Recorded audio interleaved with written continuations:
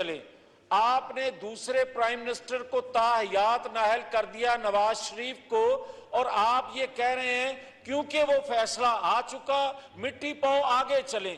آج جو بات نون صاحب کر رہے ہیں، مجھے یہ بتایا جائے کہ یہ پارلیمان جو ہے یہ آئین قانون بناتی ہے اور اس کی کوکھ سے ادارے جو ہیں رہنمائی لیتے ہیں، اداروں کو روشنی ملتی ہے، اداروں کے قوانین بنتے ہیں۔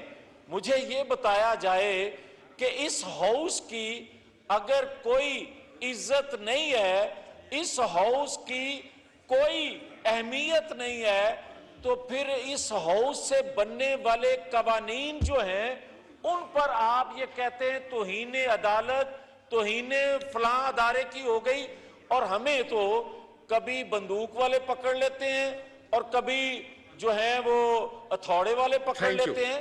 یہ جناب اسپیکر میری گزارش ہوگی کہ ماضی میں بھی ایسا نہیں ہوا، اور ایک دفعہ جو ہوا تھا وہ بھی اسپیکر صاحب نے جو ریکارڈ پیش کیا تھا انہوں نے بھی توہین پارلیمان کیا تھا، اور آج بھی کمپرومائز نہ کیا جائے۔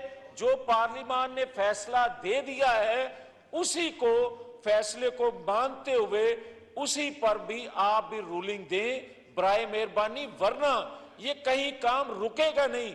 ہوگا یہ کہ پھر پاکستان کے اندر جو آج 75 سالوں میں ہو رہا ہے، اور پھر ہم روتے ہیں کہ پاکستان کی تباہی و بربادی ہو گئی۔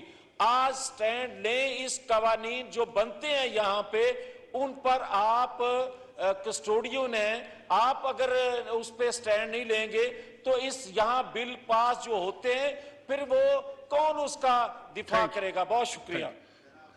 محترم غلام علی طالپور صاحب۔